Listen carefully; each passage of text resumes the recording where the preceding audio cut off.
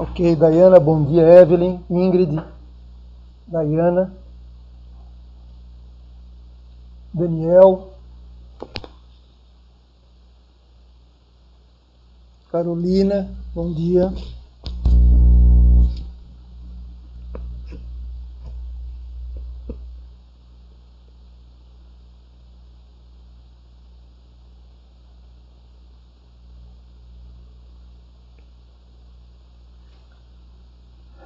Então, pessoal, como estão aí? Tudo bem? Como é que estão de saúde?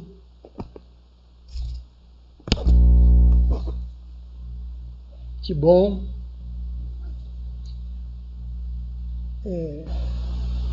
Eu não posso dizer a mesma coisa, porque até o que eu vou falar para vocês é uma informação, embora particular, mas de importância, social até. A gente vê números na televisão, vê estatística e não toca na gente. A gente pensa que nunca acontece com as pessoas, né?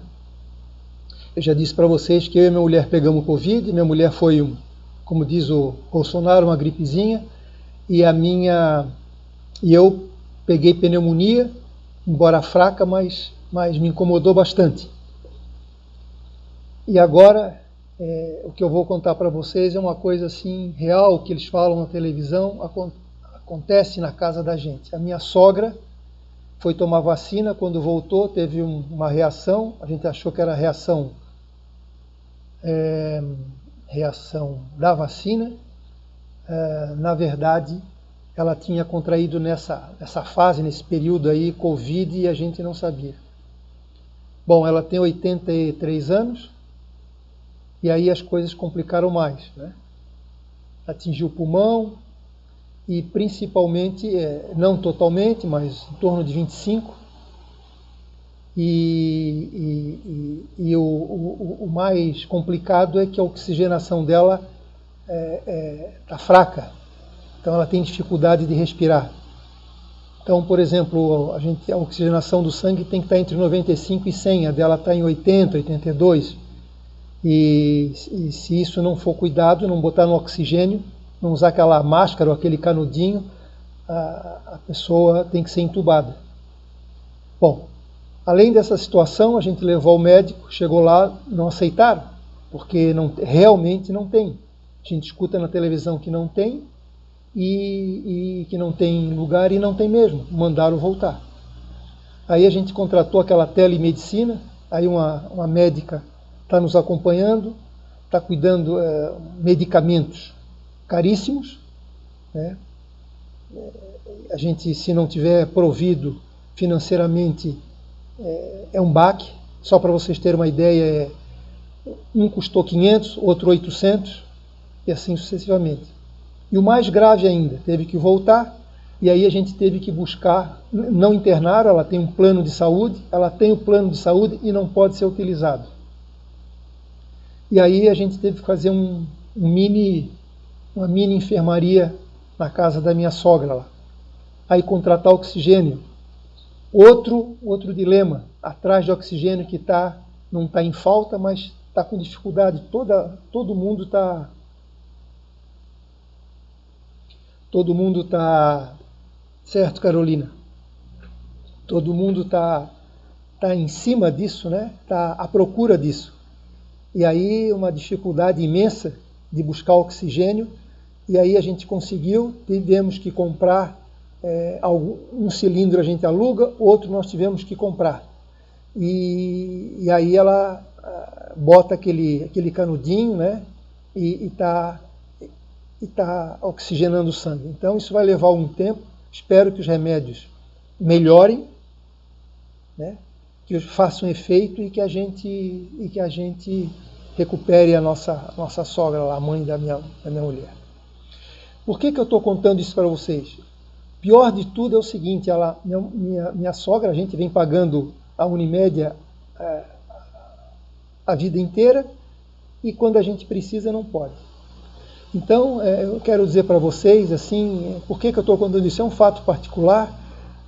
vocês escutam na televisão, mas passa batido. Então, se cuidem, porque está acontecendo com jovens, e se cuidem mesmo, porque ainda bem que a gente tem poucos recursos, mas dá para aguentar a situação dela, do oxigênio. E imagina se é uma família que tá com dificuldade de dinheiro, e como é que vai cuidar? Então, as mortes estão acontecendo mesmo. Então, mais uma vez, estou comentando que é para o bem das pessoas, né? Que tem que se cuidar, porque o negócio é muito sério. A gente pensa que não, e é muito, muito, muito sério. Então é isso. Obrigado aí pela força de todos. Vamos tocar. E o segundo ponto, a nossa avaliação. Eu corrigi a metade, a outra metade eu não corrigi, porque vocês sabem que tem que ser devagar, né? Tem que ver ponto por ponto. Eu não vou pelo resultado, eu vou pelo processo, eu procuro entender o raciocínio. Lembro que, claro, se os números estão errados, eu não posso dar 100%, mas eu vou ver o que eu posso aproveitar. De um modo geral, as notas têm sido razoáveis, né? Boas, né? Ele é um capítulo onde ele é bastante mecânico, e a gente tem que aproveitar essa fase. Eu também quero passar um gabarito para vocês, bem esmiuçado, da forma como é que eu corrigi, para que vocês consigam olhar item por item e corrigir como eu corrigi. E fica assim, quem ainda achar que eu enganei ou não concorda, etc., no final de cada aula, a gente limita aí um tempo e a gente discute, né, online, o que houve o erro, por que houve o erro, né, uma explicação da situação, né? Então no final de cada aula a gente atende 1, 2, 3 alunos, o que for possível, depois no outro dia mais 2, 3, se houver necessidade, é isso aí. Às vezes a correção é até uma afirmação, é um exercício, né? Uma afirmação de aprendizagem, né? Então é isso aí, eu não tenho, talvez, eu acho que o mais certo seria a terça-feira que vem, porque eu quero montar o gabarito, eu quero responder o gabarito, para que vocês possam corrigir com calma também, e ver cada item onde se enganou, etc. e tal. Beleza? Então tá. Então agora nós vamos começar nesse capítulo que é chamado Estrutura de Capital. Estrutura de Capital, e eu quero dizer para vocês assim, ó, bastante atenção, que esse capítulo, e que vai ter uma avaliação só desse capítulo, que nos últimos, um dado estatístico redondo, nos últimos 10 anos, sempre há uma queda na pontuação, na nota de cada um. Por quê? Porque ele já não é tão prático como o outro. Eu posso dizer assim, tão objetivo como o outro. Exige um pouco mais de raciocínio. Então eu quero dizer para vocês, assim, que se preparem o triplo do que se prepararam dessa primeira avaliação, porque ele é um capítulo que exige um raciocínio, entendimento. Eu vou conversar com vocês sobre a teoria e vocês vão sentir que para fazer os exercícios tem que entender a teoria. Como todos têm que entender, mas alguns são mais práticos, até a teoria pode passar batido. Esse precisa ter um entendimento, senão eu continuo fazendo os cálculos e às vezes nem consigo fazer os cálculos porque eu não entendi. Então quero deixar assim bem, não estou assim amedrontando, eu só estou avisando que estatisticamente é assim. E é normal, tem capítulos mais teóricos, com mais dificuldades, com mais exigência, assim como tem, por exemplo, não sei se vocês já tiveram pesquisa operacional, que exige bastante raciocínio, as fórmulas estão dadas, mas se eu não entender o que eu estou querendo, eu não consigo fazer. Assim como matemática, né, fica mais difícil. Fica mais difícil. Então é muito interessante esse capítulo. É muito interessante esse capítulo, mas eu peço para vocês um esforço de raciocínio e interferir, procurar entender, né? Sempre me interpelar quando eu não entendi de onde que tem.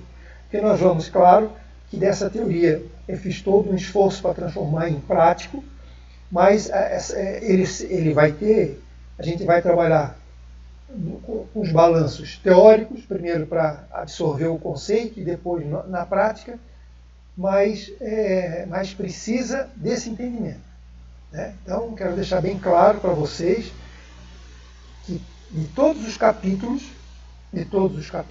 esse capítulo eu não diria difícil, é que exige mais do raciocínio. Então, assim, como a gente vai fazer 3 avaliações, cada uma vale 33,3, uma nota muito ruim nesse capítulo aí complica, dificulta o andamento do aluno, né? Então, é isso que eu queria afirmar para vocês. Ok. Antes que eu comece, eu quero só resgatar para vocês uma lembrança. Isso eu sempre faço, vira uma ladainha, mas é importante. Então, a gente viu no primeiro capítulo, eu separei algumas considerações gerais sobre finanças, né? O que são essas considerações finais, né? São pontos importantes que eu vou usar durante o semestre inteiro. E talvez um dos mais importantes é o objetivo da administração financeira, que é a maximização da riqueza dos acionistas, dos proprietários, que eu, mais uma vez, venho repetindo, né, e pedi isso na nossa avaliação, e pedisse que cada um explicasse o que queria dizer isso aí. Vi que a maioria foi muito geral, assim, não foi objetivo nas respostas, né? E aquilo que eu sempre digo, né? Talvez o mais importante, claro que o cálculo é importante, mas o entendimento, a explicação daquilo que se quer fazer é prerrogativa número 1. Enfim, então o primeiro capítulo foi isso. O segundo capítulo, a gente tem um título que é Desempenho Operacional, que na verdade é saber se eu estou ganhando dinheiro com aquilo que eu me comprometi a fazer. Não pegar o dinheiro, abrir uma empresa, aplicar no mercado financeiro e sair do foco daquele meu objetivo. É claro, se uma vez eu tenho meu dinheiro aplicado, eu tirei daquele lugar com uma determinada taxa, coloquei nessa empresa, nesse empreendimento, nesse investimento, é porque eu quero ganhar mais. Então eu tenho que focar naquilo. Aí tem um adendo ali, uma informação que é a alavancagem financeira, que na verdade a gente quer saber se os recursos que a gente pega, eles estão trazendo benefícios para os proprietários. Então, o investimento que eu faço, aquilo que eu capto, qual é a repercussão que vai ter lá no patrimônio líquido, no retorno sobre o patrimônio líquido, no ROI. Isso a gente também pediu na nossa avaliação. Então, esse é o segundo capítulo. O terceiro capítulo, a história é essa. O terceiro capítulo, o que é o terceiro capítulo? Bom, agora eu quero saber, para que eu faça com que a minha empresa continue em marcha, continue andando, sendo sustentável e, obviamente, quando eu falo sustentável, ter lucro, a gente estudou o custo total de capital. Ou seja, quanto me custa, quanto que eu tenho que produzir, vender e ter de lucro para poder pagar o dinheiro que eu tomei emprestado no banco e poder pagar aos que investiram na minha empresa. Então, o dinheiro que eu pedi no banco, a gente utilizou o custo de capital de terceiros, a gente calculou. Depois calculamos o custo de capital próprio, a gente também calculou. E em função do volume de recursos que cada um tem, a gente fez uma média ponderada. Então esse é o terceiro capítulo, foi a nossa avaliação também. O que segue nessa estrutura de capital? Aí eu quero saber o seguinte, aí tem uma balança e um gestor cuidando. É buscar um equilíbrio. Então, estrutura de capital é buscar qual é a proporção de capital próprios e capital de terceiros que me deem o melhor resultado. Mais uma vez, que maximiza a riqueza dos acionistas. Então, eu preciso descobrir qual é a melhor composição que eu preciso ter de capital de terceiros e próprio para que seja a melhor, para que eu tenha a melhor alternativa. Então é o seguinte, pessoal. Será que eu devo ter mais capital de terceiros dentro da minha empresa? Ou será que eu devo ter mais capital próprio do que de terceiros? Então, esse estudo dessa composição é infinita. Então eu preciso identificar essa composição. Para que eu possa determinar e seguir o seguinte, vamos caminhar dentro dessa estrutura de capital que a gente conseguiu identificar como a melhor, para que a gente possa ter o melhor resultado. Bom, como é que a gente faz isso? Existem vários métodos que a gente vai estudar. Nós vamos estudar 3. Nós vamos estudar o VAC mínimo. Vocês observem que é uma ligação com o capítulo anterior. Vamos estudar a teoria de Miller e Modigliani, que também é um método para se identificar qual é a melhor composição. E depois nós temos a avaliação do nível de endividamento, que a gente não vai utilizar nenhuma das duas teorias. A gente vai usar uma metodologia prática que ela por quê? Porque muitas vezes a aplicação dessas duas teorias ela se torna difícil e impraticável. E aí como resolver? Aí existe esse método, vamos chamar um método, não é nem uma teoria, é um método que nos ajuda a resolver os problemas práticos. Tá certo? Então são esses três problemas. Então hoje a gente vai estudar para ver a importância desse capítulo. Então eu vou mostrar para vocês aqui. Então eu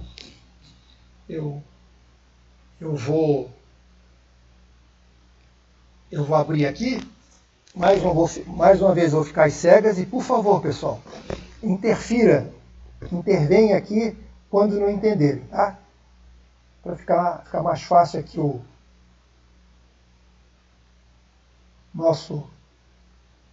a nossa explicação.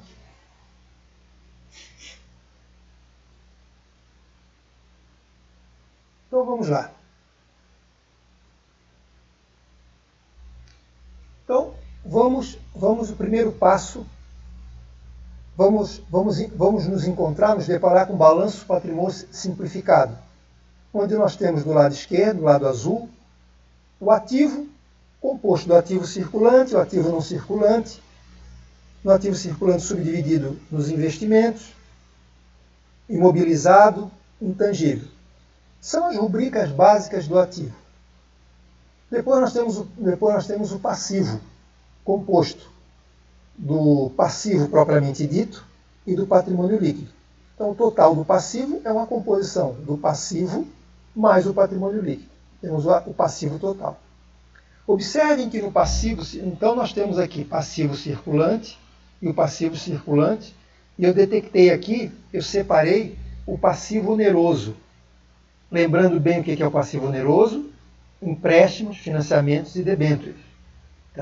Então no passivo circulante, no passivo não circulante, nós destacamos aqui o passivo oneroso. Bom, por que eu estou fazendo essa separação aqui? Estou mostrando para vocês que a gente já sabe que nós temos aqui o capital de terceiros e nós temos o capital próprio, representado pelo patrimônio líquido. E o capital de terceiros pelo passivo, tanto circulante como incirculante, mas dando sempre ênfase no passivo oneroso. Bom, para ser mais objetivo ainda, o que eu quero demonstrar para vocês? Quero demonstrar para vocês que todo o lado esquerdo, todo o lado direito do balanço, nós chamamos de estrutura financeira, que é composto pelo passivo mais o patrimônio líquido. Por que eu estou falando isso? Porque eu quero destacar para vocês aonde que fica a estrutura de capital. Então a gente tem que tomar o cuidado de não confundir a estrutura financeira da empresa com a estrutura de capital. Então a estrutura financeira é todo o lado do passivo mais o patrimônio líquido. Seja o passivo circulante ou o passivo não circulante. O que nós vamos estudar, o que nós vamos focar é a estrutura de capital, que é, na verdade, estrutura de capital, na verdade, é a composição do passivo oneroso mais o patrimônio líquido. Então, é esta composição aqui, ó, que a gente vai estudar daqui para frente, para ver qual é a melhor composição. Então, mais uma vez, estrutura de... Então, quando eu apresentar o balanço, quando eu apresentar o balanço para vocês, o próximo passo seria simplesmente destacar, fazer um foco. Claro que a gente vai ver isso na prática, mas só estou mostrando para vocês que nós vamos focar no passivo oneroso mais o patrimônio líquido. Então, nós vamos criar uma nova estrutura, que essa nova estrutura é chamada de estrutura de capital, que é a composição do passivo oneroso mais o patrimônio líquido. Então, com essa estrutura aqui, ó, é que a gente vai definir qual é a melhor captação de recursos para a empresa. Se é mais em bancos ou é através de uma chamada de capital. Bom, voltando e procurando ser mais sintético possível, o que eu quero mostrar para vocês simplesmente é isso, que o lado direito do balanço e a parte amarela e rosa, toda ela é chamada de estrutura financeira.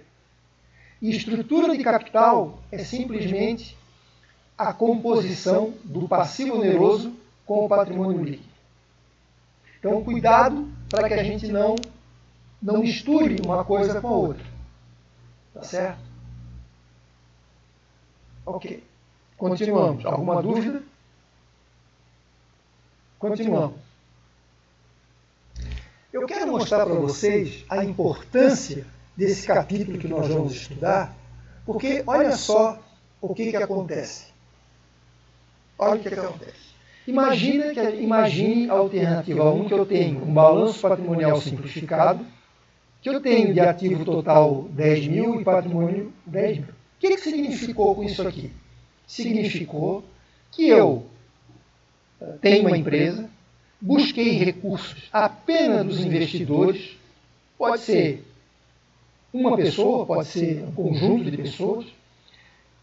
A empresa captou 10 mil através dos investidores e colocou dinheiro na empresa montando a sua empresa, vendendo produtos, imobilizando e etc. Então, essa empresa aqui, ó, ela não usou recursos de terceiros. Bom, sabe que a alíquota do imposto de renda é 40%, e essa é a informação que nós temos. Bom, eu tenho aqui, eu fechei meu ano com balanço patrimonial simplificado dessa forma. E aí, procurei também buscar o lucro. Quer saber quanto é que eu ganhei durante o ano? Então eu fiz aquela estrutura, eu utilizei aquela estrutura já montada, já definida pela contabilidade, de forma como é que eu apurei o meu lucro líquido. Né? A demonstração de resultado do exercício simplificado. E ainda ajustei, eu peguei o contábil e ajustei para a minha visão, onde eu tenho interesse de identificar meu lucro operacional líquido. Então, eu peguei meu demonstrativo contábil e transformei aquilo que a gente transformou, porque eu quero ter nesta informação aqui, o lucro operacional líquido que a gente chama de GMI. Então, observe. Então, apuramos lá a receita 4.000, tudo que a gente conhece, o custo 2.000, temos um lucro bruto de 2.000, as despesas operacionais de 600, lucro, tudo aquilo que nós fizemos até na nossa avaliação, lucro operacional, calculei o imposto de renda, apurei o lucro operacional, despesas financeiras e benefícios fiscais não tiveram. Por quê? Porque ela não tem dívidas, né? Todo o dinheiro dela é recursos próprios. E aí eu apurei meu lucro líquido, que foi 840. Ok. O que eu quero demonstrar isso para vocês? Quero demonstrar para vocês a interferência se eu mexer nessa composição aqui. Ó. É esse o objetivo do meu trabalho. É saber que eu fico 100% com capital próprio ou divido isso aqui com capital de terceiros. E aí, quantas alternativas eu posso gerar? Então eu fiz uma demonstração aqui para vocês, bastante prática, seguinte alternativa número 2. Isso é para mostrar para vocês a importância desse capítulo, como ele é sensível, como ele influencia bastante na tomada de decisão. Então eu peguei agora um balanço e fiz o seguinte, olha, vocês só botam 6.000, busquei dos investidores 6.000, os proprietários 6.000, e fui no banco e peguei 4.000. Olha só, estrutura de capital, passivo oneroso, 4.000. 10.000, apliquei como na outra empresa normalmente. Aí observei que o imposto de renda é o mesmo, eu sei que o dinheiro que eu pedi emprestado para o banco, 10%, que a gente chama de QIB, custo de capital de terceiros, bruto, antes do desconto do imposto de renda. Bom, feito isso, observe aqui, eu vou lá agora e vou... O que acontece com a minha estrutura, com o meu DRE simplificado, demonstração de resultado de exercício simplificado.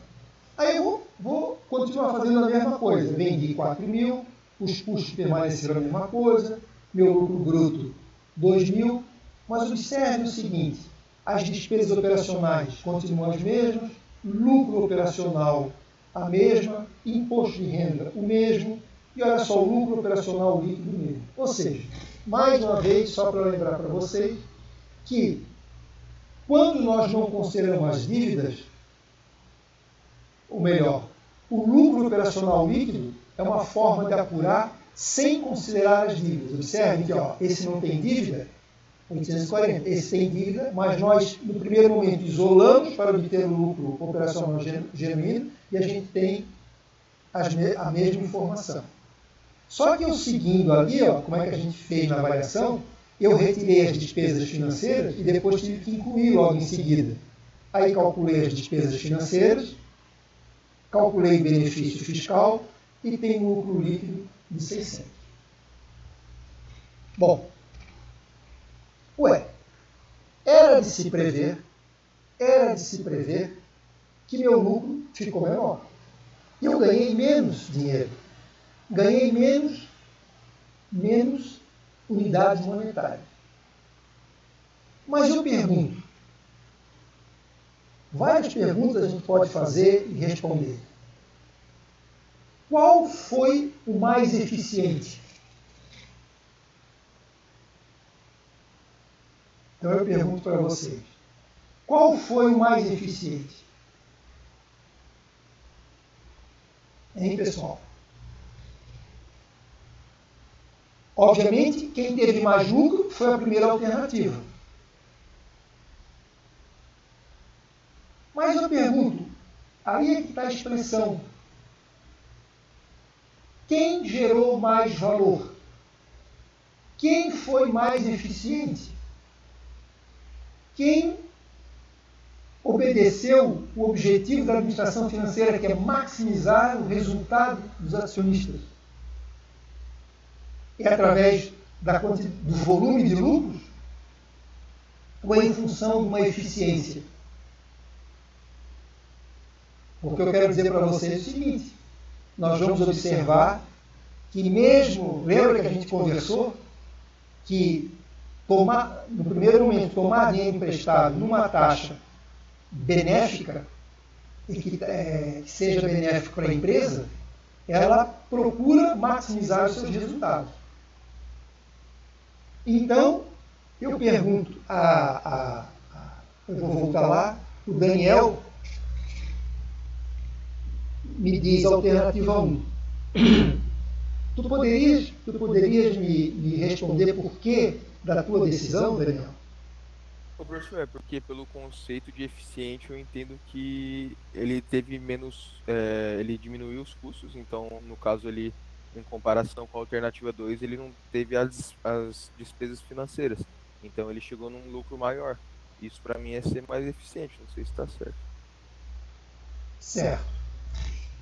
Porque o professor, além disso, ele pegou só dinheiro do patrimônio líquido e não o capital de terceiros, no caso. Então, por exemplo, em vez de eu ter que dividir o meu lucro com o banco, eu divido meu lucro apenas com os acionistas. Então, isso é mais eficiente para a empresa, que teve mais lucro, e para os acionistas também, que ganharam mais. Certo. É uma questão de opção. Se eu quero trabalhar só com recursos próprios, lembra que a gente falou? Ou com recursos de terceiros. Recursos próprios me dá mais segurança e utilizando recursos de terceiros, ele tem maior risco porque tem dívida. Mas quando a gente fala no conceito de eficiência, ele está muito ligado com aquele conceito de valor. Valor, gerar valor, não necessariamente, lembra que eu falei que o lucro ficaria em segundo lugar em um determinado momento? Então, olha só, Daniel e os demais aqui. O que a gente quer mostrar na eficiência? E aí a gente discute um pouquinho mais para frente. Vou apresentar para vocês. Eu calculei aquilo que é o mais importante para a administração financeira, é saber, no fundo, qual é o retorno dos acionistas.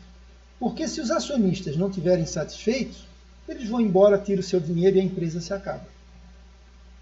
Então aí eu fui utilizar aqueles pequenos conceitos que a gente utilizou do ROE, retorno sobre o patrimônio líquido, lucro líquido sobre o patrimônio líquido. O que me acontece? Então significa que os acionistas botaram 10 mil e que todo ano vão receber em torno de 8,4% ao mês. Ok. Se é bom, se é ruim, a gente vai ver depois, comparar com o mercado. Mas eu quero comparar agora qual foi o retorno dos acionistas nesta segunda alternativa aqui. Olha o que acontece. No momento em que eu calculo o retorno dos acionistas, o que me acontece? Eu dou uma alavancada e a minha proporção do retorno sobre o retorno sobre o acionista ele melhora. Então, observe o seguinte, que embora eu com patrimônio líquido esteja mais seguro, eu não tenho a melhor rentabilidade. Certo? E aí, Daniel, o que tu me dizes disso agora? Agora mudei de ideia, professor. É assim, mas eu concordo contigo. E ainda vou dizer uma coisa para você, tu não estás totalmente errado, não. Assim, ó, eu posso optar, eu quero dizer o seguinte, existe, aí que está. Eu tenho condições, então, com dinheiro que eu tomo emprestado, que é chamada alavancagem financeira, aí vem todos aqueles conceitos do capítulo anterior, que ele foi benéfico para o retorno dos acionistas, onde o lucro líquido que eu ganho, em relação do pouco dinheiro que eu investi, ele tem um impacto maior. Aí é o seguinte, Daniel e os demais, assim, tem uma posição correta? Não, não tem, porque existem empresas que preferem trabalhar assim. Aí, olha só como o primeiro capítulo lá das teorias é importante. Aí, aqui nós temos o quê? 2,6, né? Ou 1,6 de custo de oportunidade. É ou não é? Uhum. eu Mas tô... isso está totalmente ligado com o risco também, igual o professor falou, né? Sim, Então a empresa, se ela não quer correr tanto risco, às vezes perfeito, ela prefere a primeira opção ali, no caso. perfeito. Risco e retorno. Então, por mais que eu matematicamente consiga maximizar os resultados, tá certo? Eu consigo maximizar, melhorar os resultados, não necessariamente será aquilo que eu vou seguir. Porque eu posso dizer o seguinte, aqui o meu risco aumenta. Então eu pergunto, mas aí é o seguinte, o risco na nossa vida é calculado. O risco na nossa vida a gente tem que enfrentar. Então, quando a gente passa, por exemplo, se, por exemplo, a gente quer melhorar, a mesma coisa na aplicação no nosso orçamento. Se eu tenho um dinheiro aplicado na poupança e ganhei um pouquinho mais, eu disse assim, puxa, eu quero melhorar a minha renta. Olha só o que acontece, eu preciso melhorar a rentabilidade da minha aplicação na poupança. Eu preciso aumentar a eficiência. Aí eu vou lá e tento entrar no mercado um pouco mais de risco. Ganho mais, mas tenho chance também de perder. Mas se esse risco é calculado, então muitas vezes vale a pena a gente arriscar. Continuando ainda dentro do nosso raciocínio, né?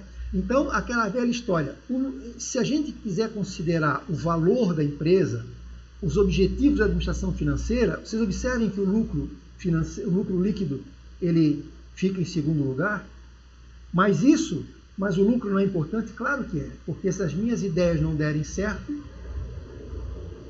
tudo vai Ô, para... professor, Sim, só uma dúvida, nessa segunda opção aí, a empresa teve que pagar o capital de terceiros ali sim, depois do resultado, teve que pagar o 4 mil para o banco. certo.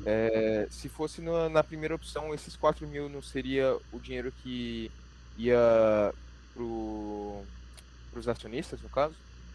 Não, esses 4 mil aqui é dinheiro emprestado do banco, não Não, não, vale. não, eu sei, esse aí é do banco, mas tô falando, por exemplo, vamos Ah, supor que, entendi. Se entendeu? diminuir. Na segunda opção eu tive que pagar 4 mil para o banco, porque eu peguei emprestado deles. Sim, Na primeira opção, como eu não peguei emprestado do banco, o lucro inteiro da empresa foi dividido para os acionistas. correto. Deixa eu só. Correto. Aqui está Então, todo o no dinheiro segundo. dos acionistas. Aqui eu Aham. peguei 4 mil, tem razão, entreguei para os acionistas. Ficou Sim. melhor para eles. E aí fui no Aham. banco e completei.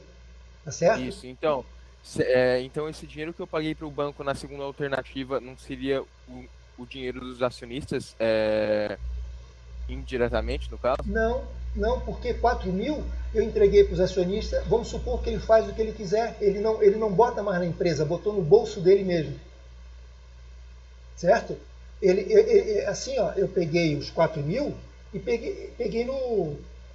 botei no meu bolso. E fui no banco e pedi dinheiro emprestado. E o banco, quem colocou dinheiro na empresa foi o banco. Então, por exemplo, vamos supor, se eu tivesse um único sócio, 4 mil ia lá e comprava uma lancha. Tá? Não tem nada a ver com... Virou meu. Esse dinheiro ficou no meu bolso. Sim, isso eu tô ligado. Só que depois, vamos supor que depois que saiu os resultados, eu tive que pagar 4 mil pro banco, porque eu peguei emprestado para eles. Ou Sim, até mais, né? mas aí, ó, tá certo. Mas aí não foi os acionistas. Quem pagou, aí é que tá. Quem pagou o banco já não é mais a pessoa Os física. acionistas, Não. foi a empresa. Isso. Através de. Exatamente, só que esse dinheiro que a empresa pagou o banco seria dos acionistas se não tivesse pego emprestado do banco. Não sei se tu entendeu. Não, deixa eu só. Quase. Deixa eu só entender. Então, olha só. A empresa é que se comprometeu a pagar para o banco esses 4 mil. Aham. E aí mais aquela, olha só, por isso que nós estudamos no capítulo anterior o custo total de capital. Será que a empresa consegue gerar recursos para pagar o dinheiro que ela pediu emprestado? Porque ele não está mais na mão dela. Então a responsabilidade agora é da pessoa jurídica. Ela tem que gerar, tanto é que ela, desse lucro dos 4 mil, ela pagou tudo aqui, pagou o banco, está aqui ó, menos né, ganhou o benefício fiscal e ainda sobrou dinheiro para ela. Então ela teve capacidade de pagar. Não tem, os acionistas não têm que pagar nada para o banco. Se é isso que eu estou entendendo, para a tua pergunta. Não, eu entendi que os acionistas não têm que pagar. Quem tem que pagar é a empresa. Sim. Só que a empresa paga com dinheiro que poderia ser dos acionistas, caso não tivesse, caso a empresa não tivesse pego emprestado do banco, entendeu? Aí tu diz na primeira alternativa aqui? Não? Exato, vamos supor na segunda alternativa ali. A empresa pegou 6 mil do patrimônio líquido dos acionistas e pegou 4 mil emprestado do banco. Certo. Chegou no resultado final ali, a empresa paga os acionistas, os 6 mil que os acionistas investiram, e paga o banco, os 4 mil, Mas quem que paga o banco? a empresa, A empresa. Certo. certo? Certo. Só que vamos dar outro exemplo aqui. Se a empresa não tivesse o dinheiro para dar para o banco, ela teria que arrumar de outro jeito. Ou seja, Ah, bom. talvez os acionistas pagaria o banco. Tudo bem. Com dinheiro que Se ela ficasse inadimplente, é isso? os acionistas teriam que pagar o banco, será? Sim, sim. Se, por exemplo, olha aqui, ó, se por acaso a empresa eu não tivesse lucro necessário e aí eu tivesse que fechar a empresa, vê só, a empresa já tinha 6 mil dos acionistas, tá certo? Eu tinha que pegar os 4 mil que eu devolvi e entregar e pagar o banco.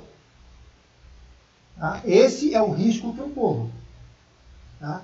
Se por acaso, em suma, se a empresa não tiver dinheiro suficiente para pagar o banco, quem tem que pagar são os acionistas.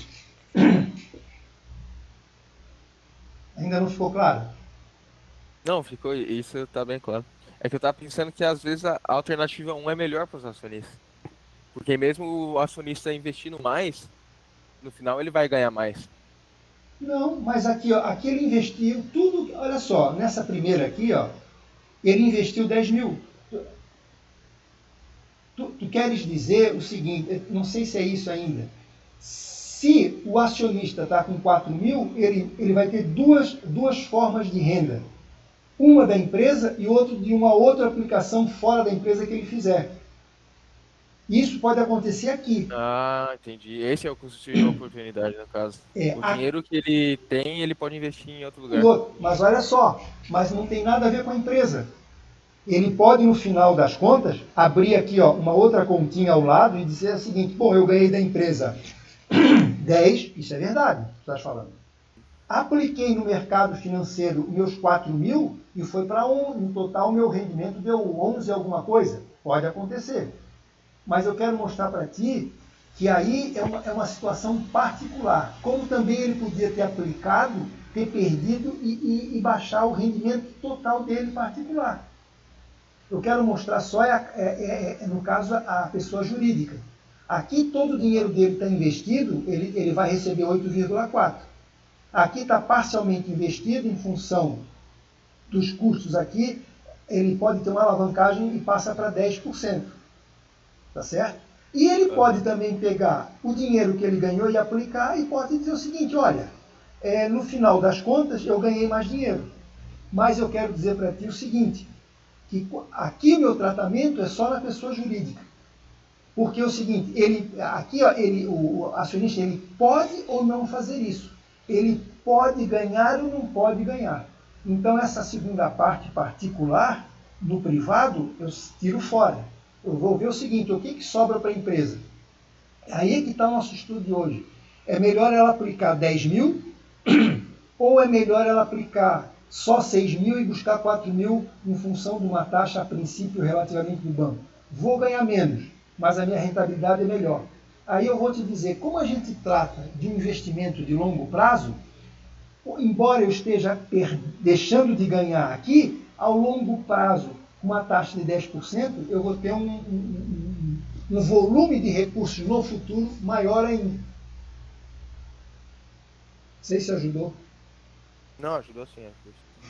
Agora eu entendi, porque o dinheiro que os acionistas, no caso, economizaram ali com a empresa investindo no banco, ele pode investir por fora. Isso Pode, sim é a eficiência do que tu estava falando, pode. entendi.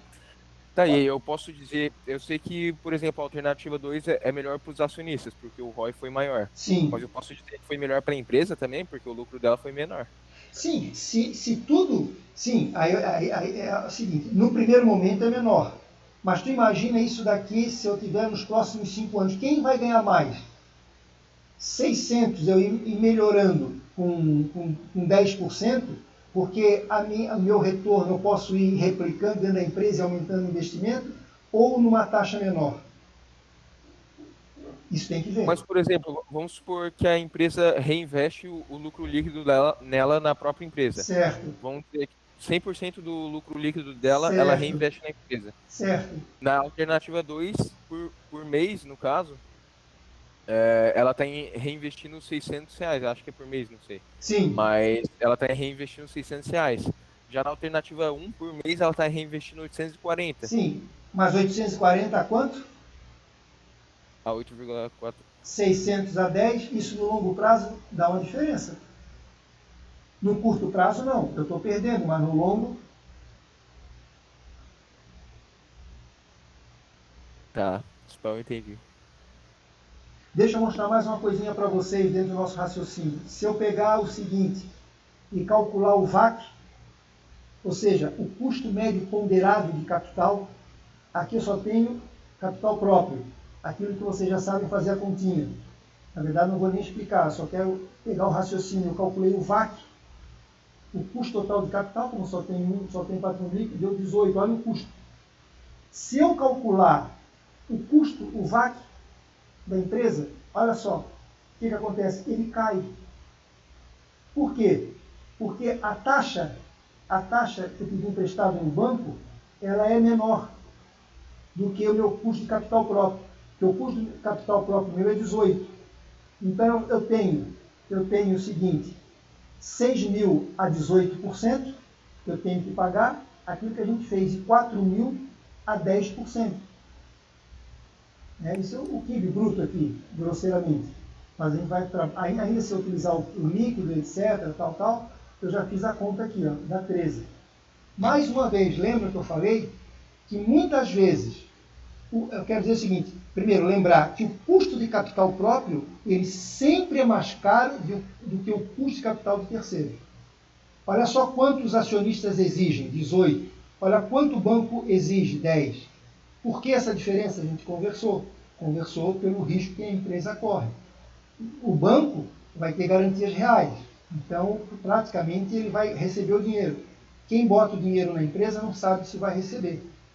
Então, se a gente começar a utilizar aqueles indicadores que a gente utiliza, ROI e VAC, isso tudo aqui, esse KIO e o CAE aqui, são elementos para se ter essa informação aqui, ó, a gente vai ver que essa empresa aqui, ela está se tornando mais eficiente.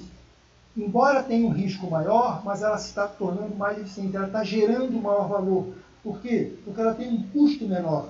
Se ela tem um custo menor, ela tem mais chance de ganhar. Isso tudo é uma forma teórica. Não significa que eu vá seguir esse raciocínio. Eu posso seguir o meu da empresa, eu quero trabalhar assim, vou assumir o meu custo de oportunidade, estou deixando de ganhar por não utilizar as oportunidades de mercado, mas aqui eu tenho risco, vamos supor, praticamente zero, e aqui eu tenho um determinado risco. Mas dependendo o gerente, o investidor ele pode ser mais conservador, mais agressivo, etc. E tal.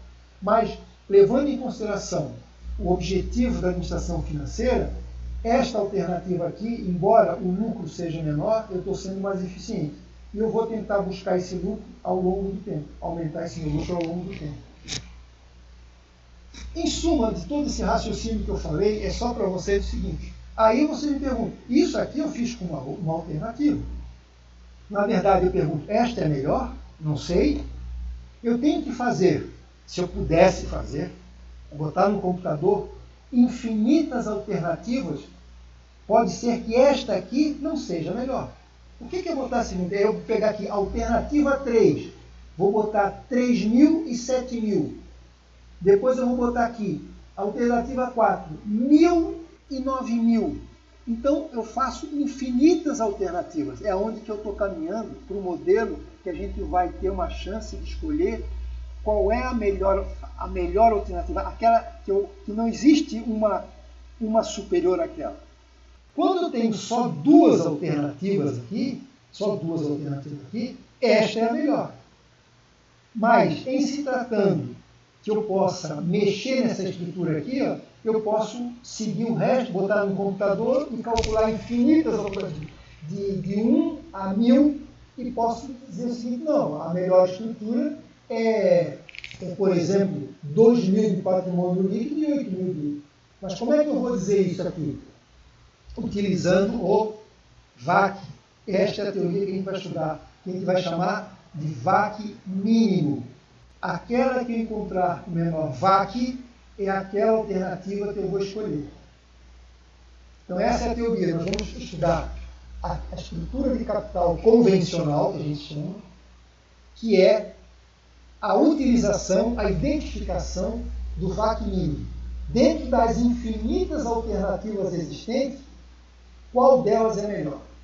E aí que a gente vai começar a trabalhar em cima disso. Tá certo, pessoal? Até aqui o que eu quero mostrar para vocês, o que eu quero dizer para vocês. A importância de se estudar a estrutura é um capítulo teórico extremamente importante, muito utilizado em dissertações e teses, porque não se chegou a um consenso de como identificar a melhor alternativa. Existem métodos, nós vamos estudar alguns métodos, mas todos eles dentro de determinadas condições. Se acontecer isso, se acontecer aquilo, é como a teoria econômica é assim. O modelo ele é muito restritivo. Então se coloca um conjunto de condições para que se possa dizer o seguinte: baseado nisto, matematicamente, esta é a melhor alternativa. Então o que nós vamos estudar é o primeiro método do VAC mínimo, ou seja, eu vou tentar identificar qual é o menor VAC para poder dizer, olha, o menor VAC foi gerado por essa estrutura aqui. E como é que eu faço isso? Um pouco d'água aqui.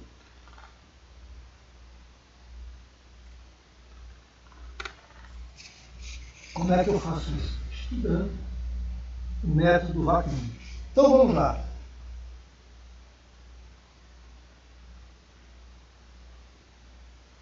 Eu deixei registrado aqui para vocês aquilo que eu falei, né? Para facilitar depois de um estudo mais rápido, dar uma olhadinha. Então, em suma, resumindo, estrutura de capital é a composição de suas fontes de financiamento, oriundas do capital de terceiro de longo prazo e de capitais próprios. Lembra que a gente falou? Então, eu deixei agora registrado de forma por escrito, semântica, né? Aquilo que a gente conversou. A meta de toda empresa é escolher a melhor proporção de financiamento. Quando eu falo melhor, neste caso aqui, é aquilo que a gente chama de maximizar, ou seja, não existe uma outra alternativa a não ser essa. Não é a estrutura mais conveniente, porque a melhor situação não significa a mais conveniente. Lembrando daquele nosso exemplo que a gente estudou do aluno, qual que é a melhor situação para um aluno maximizar os seus resultados como acadêmico, ter 10? Melhor do que o cara que chegar a tirar a média 10 em tudo, não existe uma outra alternativa. Aquela é melhor. Mas eu pergunto, para chegar naquele 10, o custo que eu obtive para chegar naquele 10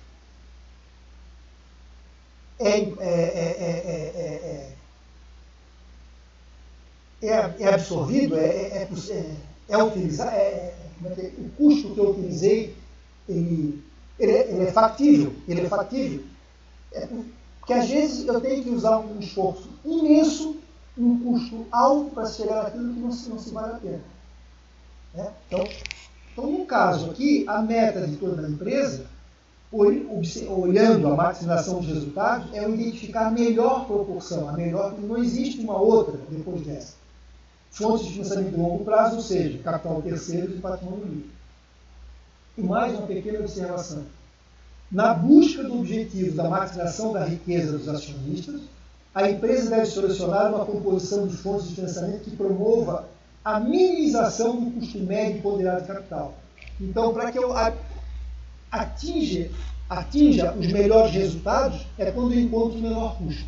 Então, vocês sabem que na teoria é fácil de falar. Qual é o melhor resultado? Maior retorno e menor custo. Mas para se chegar nessa equação, não é fácil. Fácil de falar, mas difícil de fazer. Vamos continuando. Então, pessoal, eu vou começar agora a mostrar para vocês, eu vou começar devagarinho, mostrar para vocês todo esse nosso papo. Nós vamos começar a quantificar. Então eu falei, primeiro eu contei uma história para vocês, falei verbalmente um conceito, agora eu vou começar a materializar essa conta. Como é que eles chegaram? Qual foi a teoria que eles utilizaram para dizer o seguinte: com base no custo mínimo, esta é a melhor alternativa. Então, o que eles fizeram? Então, eles fizeram um gráfico que ajuda a entender agora aquilo que eu falei. Então, primeiro eu conversei, agora o que eu conversei eu vou botar no papel. Então, vamos lá. No eixo vertical aqui, das ordenadas, eu vou botar custos em percentual. Que custos são? Eu vou botar custo de capital de terceiros, custo de capital próprio e o custo médio ponderado de capital. Então, aqui eu vou ter uma escala de 0 a infinito, em termos percentuais.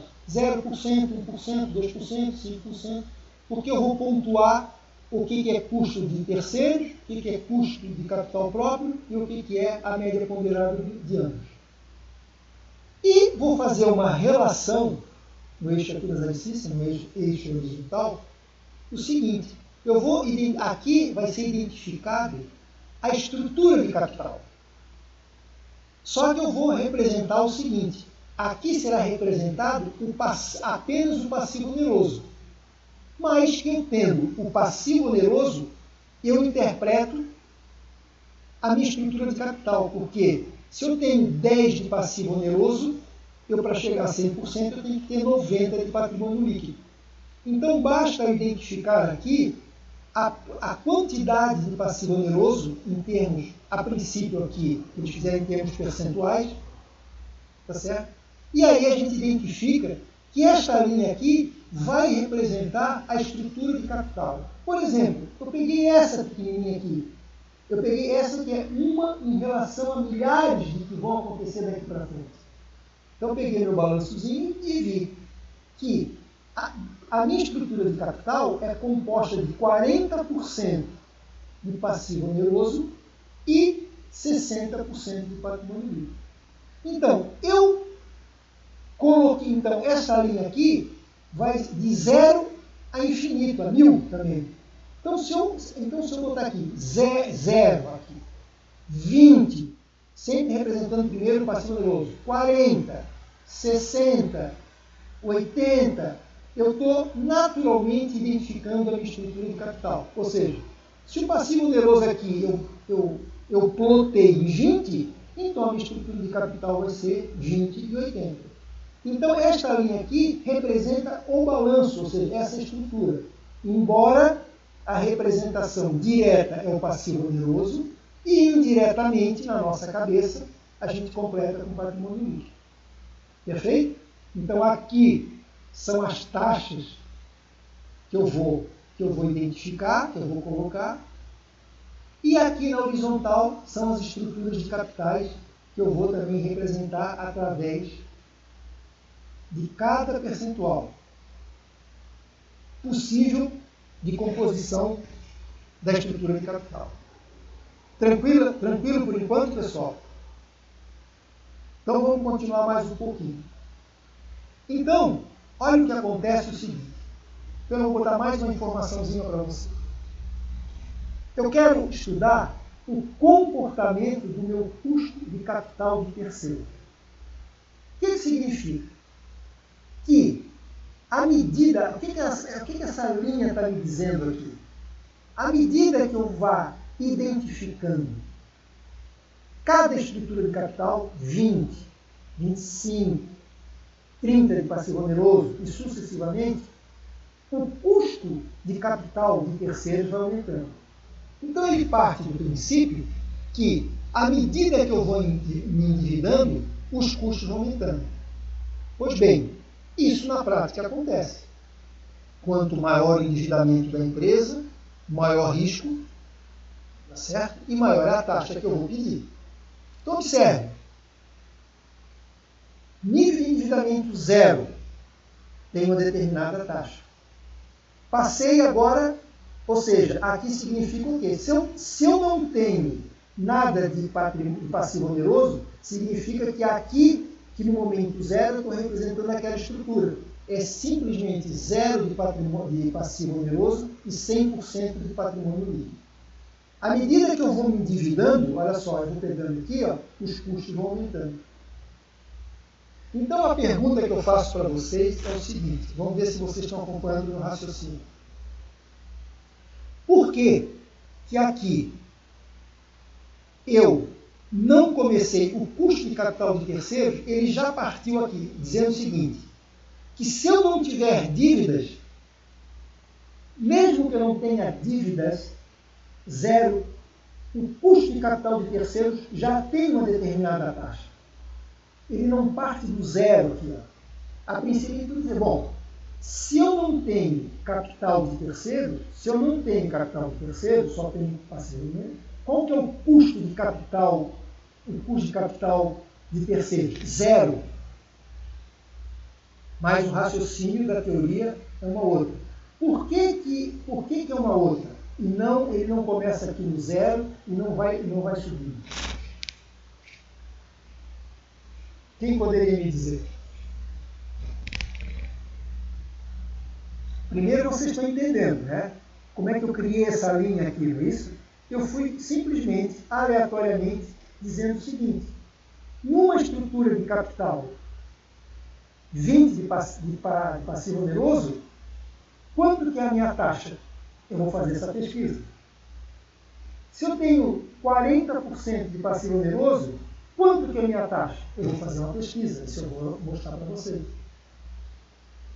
Bom, aqui a ideia deles é o seguinte, por que não começa com zero? Porque aquela velha alternativa. Mesmo que a empresa não se utilize de capital de terceiros, é zero, o mercado está girando. Você não pega porque não quer. Então, mesmo que você não utilize, mas o custo de capital de terceiros, mesmo a empresa não utilizando, ele tem um preço. Não seria o custo de oportunidade ali, professor? Sim, custo de oportunidade. Vou dar um exemplo bem prático para vocês. Se vocês têm dinheiro, ganharam aí R$1.000, ao invés de colocar ele na poupança, por exemplo, falando bem simples assim, né? Pode ser outras aplicações. Ele botar no colchão, eu posso dizer que o custo das aplicações financeiras, o custo é zero. Mesmo que eu não aplique, mesmo que eu deixe embaixo do colchão, o mercado rola. O mercado diz o seguinte, você não aplica porque não quer, como o Daniel falou, é o custo de oportunidade. Mas o mercado existe. Então, o custo de aplicação não vai ser zero. Zero para ti que colocou no colchão. Mas, na verdade, ele existe. E é o mercado que atribui essa taxa. Tá certo? Então, nesse cálculo que eu estou fazendo aqui, a gente já começa a dizer o custo de capital de terceiros, ele tem um preço. Independente se você aplica ou não, se utiliza ou não. Por isso que ele começa numa determinada taxa. Perfeito, pessoal? Posso continuar? Então, agora, eu vou estudar o comportamento do custo de capital próprio. Por que eu estou estudando isso aqui? Porque meu objetivo, aquilo que eu digo para vocês, eu quero conhecer o VAC. É o VAC mínimo. E é isso que eu quero demonstrar para vocês. Então eu vou fazer o mesmo estudo. Eu vou fazer o seguinte. Eu quero saber o seguinte, à medida que eu for me endividando, quanto que vai alterando a minha remuneração do capital próprio? Então eu pergunto a vocês. Eu tenho aqui, ó, começo zero. A mesma coisa. Não tenho dívidas, tá?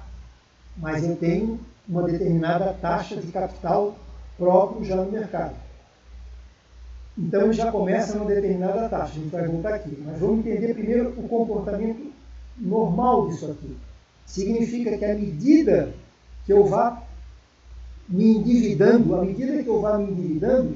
o comportamento da taxa de juros que eu vou pedir para a empresa no momento em que eu aplico vai ser maior. Em outras palavras, é bem natural. Eu vou numa empresa que ela praticamente não tem dívidas. Então o risco dela é menor, a remuneração minha vai ser menor. À medida que eu vou ver uma empresa altamente alavancada, com alto risco, o que acontece? Alto risco, maior taxa. Então esse é o raciocínio. Aí eu pergunto mais uma vez. Bom, mesmo que eu não tenha dívidas nenhuma, por que o custo de capital próprio não começa no zero e já começa em determinado patamar? É o mesmo raciocínio, que mesmo eu não aplicando na empresa, o mercado tem uma taxa mediana de retorno de quem aplica na empresa. Então, não dá para dizer assim, se eu não aplico na empresa, a minha taxa é zero. Não. Mesmo eu não aplicando na empresa, mesmo eu não botando dinheiro, eu já parto do princípio que já existe uma determinada taxa. Vou dar um exemplo bem simples para vocês. Quando vocês ganharam R$1.000, colocaram no colchão, a taxa para vocês é zero, mas significa que essa taxa não é zero, ela já tem um custo no mercado, de 2% ao ano, vamos botar assim. Então é a mesma coisa das empresas. As empresas já têm em média, olha, quem aplica uma empresa em determinado perfil, o retorno dela é tantos por cento. Ela não é zero. Mesmo que você não aplique na empresa, mas já tem definido uma taxa no mercado. Então, quando você for para lá, você não pode dizer assim, não, eu quero ganhar 25%. Não, na verdade, a nossa aqui é 18%, é tanto. Então, já tem um patamar. Eu posso negociar, mas já tem um determinado patamar. É por isso que ela não começa de zero. Em outras palavras, mesmo eu não tendo nenhuma dívida, o custo, seja de capital de terceiro, ou seja de oportunidade, já existe no próprio mercado. Por isso que ele começa numa determinada taxa. Bom, todos nós já fizemos essa continha. Se eu tenho o custo de capital de terceiro, o CAI, está sendo representado, por exemplo, aqui. Eu tenho o custo de capital próprio, 60. Tenho as taxas de cada um, a gente calculou o CAI e o CAE, a gente calcula o custo médio ponderado de capital. Então, para cada estrutura dessa, eu tenho condições de calcular o meu custo médio ponderado de capital, porque eu tenho essas informações. Eu tenho volume de terceiros e próprios, eu tenho que ter a taxa de qual eu contraí no banco, a taxa de qual os investidores vão pagar, e aí eu faço a minha média ponderada.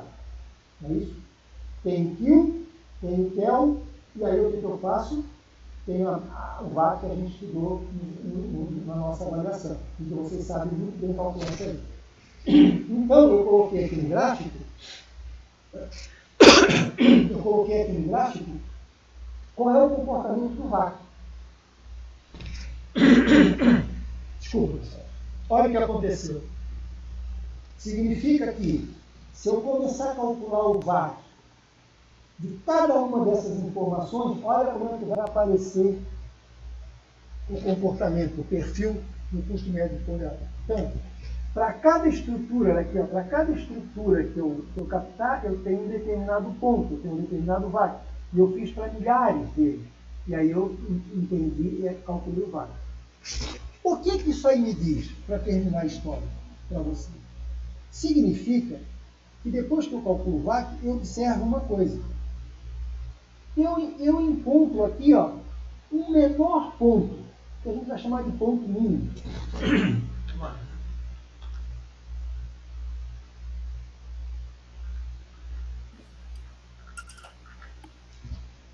Eu tenho o menor ponto mínimo.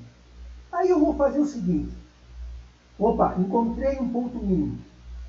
Isso aí é a teoria, né? Que na verdade, quando se tivesse essa parábola aqui, a gente, na verdade, quando a gente vai utilizar, vai usar um intervalo, porque para encontrar um mínimo aqui é difícil.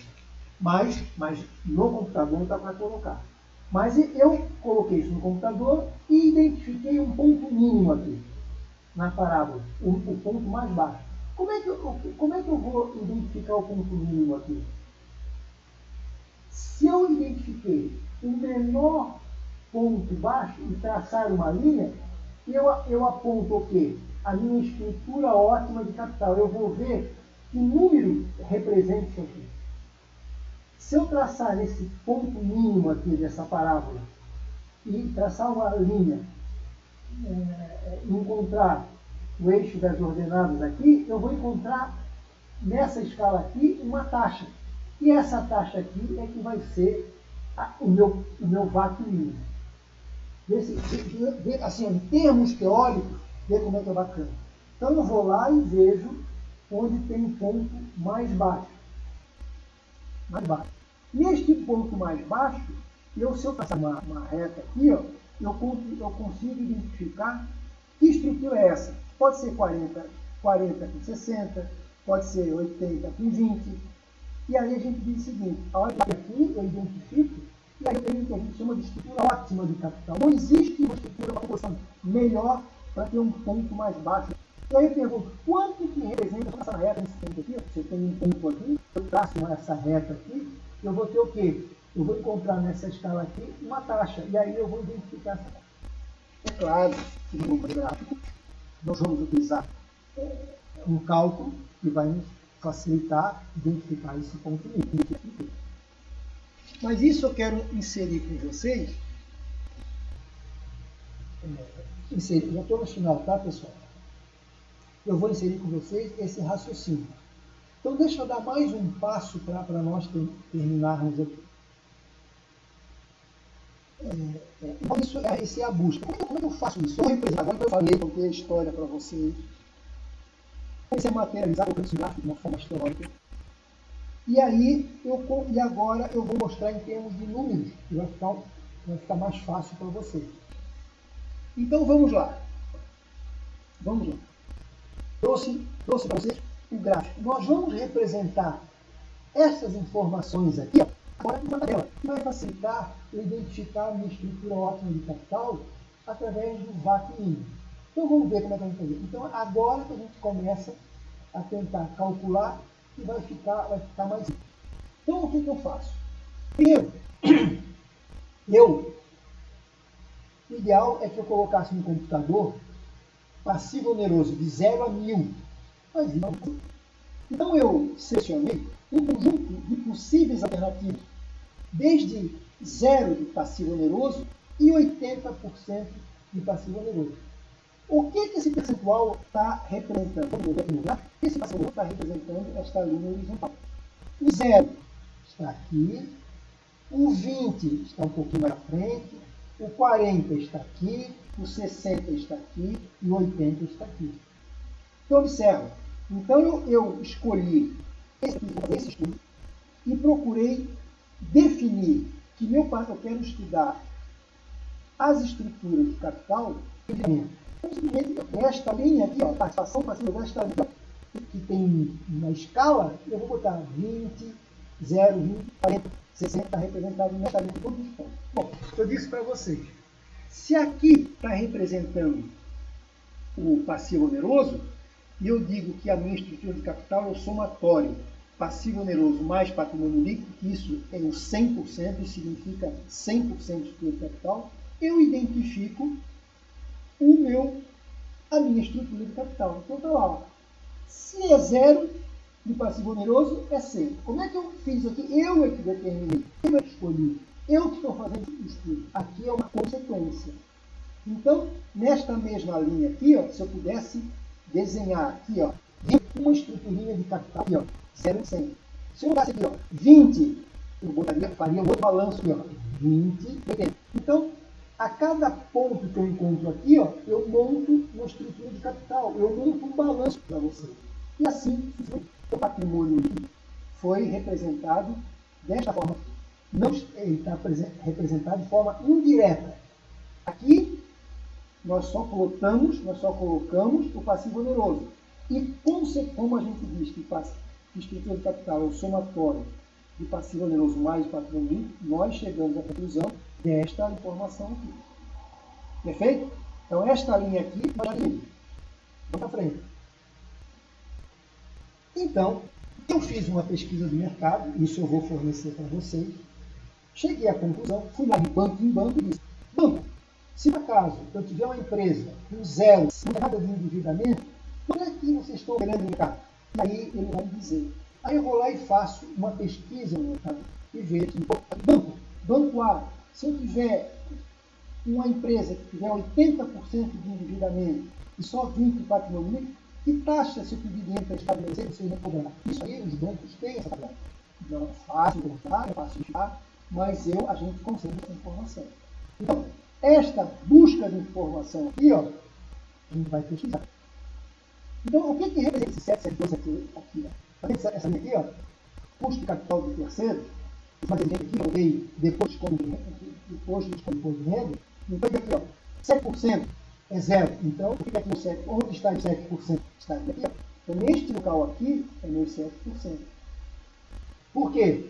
Zero de patrimônio líquido e 100% de zero de passivo oneroso e 100% de patrimônio líquido. Então, eu estaria aqui, ó, zero de patrimônio de passivo oneroso. Logo, qual seria o custo de capital do centro? Já começaria com 7. E assim sucessivamente. Ela está aumentando porque eu peguei essa aqui, ó, 20 80. 20 aqui, obviamente concluímos com 80, traço uma linha, eu encontro esse ponto. Então, esta linha aqui foi montada com essa chave. Significa que eu tiver aqui, ó, 80% de passivo oneroso, eu tenho 20% de patrimônio líquido e a taxa buscada foi 13. E aí eu traço ela. Tá certo? Continuamos. Então, resolvemos isso aqui, ó. Vamos continuar mais um pouquinho. Onde eu calculei o custo de capital próprio? Da mesma forma. Eu fui lá, fiz uma pesquisa na empresa e vi quanto que as empresas estão pagando para o que o mercado está pagando para as empresas que determinam nível de endividamento. Então, se tiver nível de endividamento zero, é 12%. Então, olha só o capital. O custo de capital próprio, ele já vai ser 12%, porque é 0%. Como é que eu fiz aqui, ó? Buscando essas informações aqui, porque se eu tiver aqui 80% de patrimônio, as empresas estão me pagando quanto? 17, ia lá na ponta, estava 17, 16, tinha e aí apurava essa reta aqui. Ó. Então, como essa reta montada aqui, ó, fazendo relação do nível de endividamento do patrimônio e quanto de pagamento. Tudo isso aqui no mercado. E para terminar efetivamente, onde chegamos no final da nossa história, olha o que acontece. Aí, ó, eu tendo essas informações aqui, eu calculei o nosso famigerado, nossa informação, que é o VAC. Como eu tenho todas as informações, eu posso fazer uma média ponderada de cada um deles. E aí, ponto de VAC. Observe isso. O VAC é linda, 12, depois cai para 11,4, olha só como ela vai, olha só como foi muito indutivo. Caiu mais um pouco, foi para 10,80, daí ela começou a subir 11,5, e assim ela fez uma curva. Então, essa curva que foi informado vem do resultado da pesquisa que eu fiz. E aí eu também. Observe o seguinte, para ficar bem claro, olha o que acontece. Eu observei que eu encontrei o menor VAC, que eu vou chamar de... Não existe outro dentro desse estudo que eu fiz, o menor custo médio ponderado de capital. Este é o menor de todos. E aí eu vejo, isto aqui me identificou que a minha estrutura, a minha estrutura de capital é 40-60. Ele me atende. O suporte de capital é 40-60.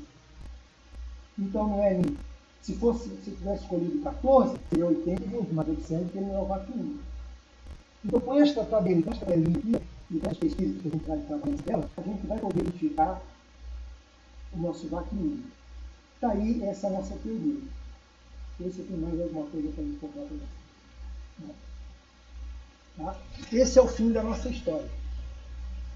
Então, nós estamos estudando a teoria convencional, onde eu vou poder identificar o menor custo médio ponderado de capital. Verificando aqui, eu tenho a definição da minha estrutura ótima de capital.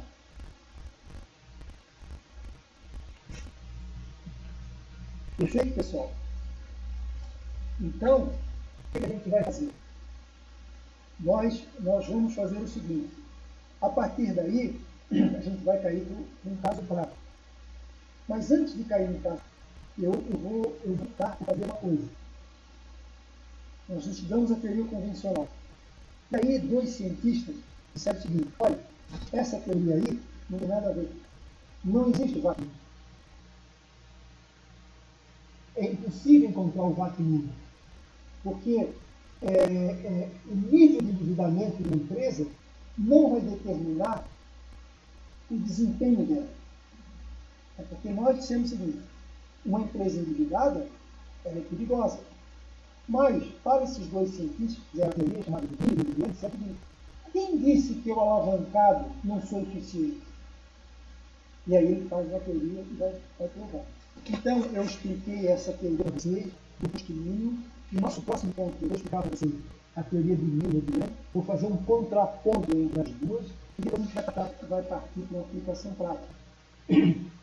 É claro, óbvio, que a aplicação prática é muito mais fácil. Mas é importante que vocês entendam esse raciocínio para que mais uma vez façam os cálculos e não saibam o que estão fazendo. Embora isso aí não seja tão cálculo tão objetivo assim, eu estou fazendo o máximo possível para que a gente operacionalize da melhor forma. Bom, pessoal, então nós vamos ficar por hoje isso aqui. Eu gostaria, sim, que vocês dessem uma olhada, né, amadurecessem isso aí. Né? E aí, se vocês não entenderem teoricamente, no próximo ponto aí, pessoal, eu não entendi isso aqui, o que quer dizer isso, tem meu raciocínio. Estudar o gráfico. Claro que nós não vamos estar, para determinar o vácuo mínimo, então não vamos estar fazendo gráfico. E a gente pode fazer umas avaliações, e antes de eu dou o gráfico para vocês, a gente faz a mão livre dele, para identificar pontos. Nada de fazer isso de forma milimetrada, né? Um outro raciocínio. Mas é importante, né, que vocês repassassem esse resumo que eu dei e tentassem identificar, e se tivesse alguma dúvida, tentassem possibilitar. Beleza, pessoal? Eu vou fazer a nossa conta aqui, tá certo? Lembrando assim, vocês estão sentindo que o conteúdo e a forma de abordar esse capítulo é diferente.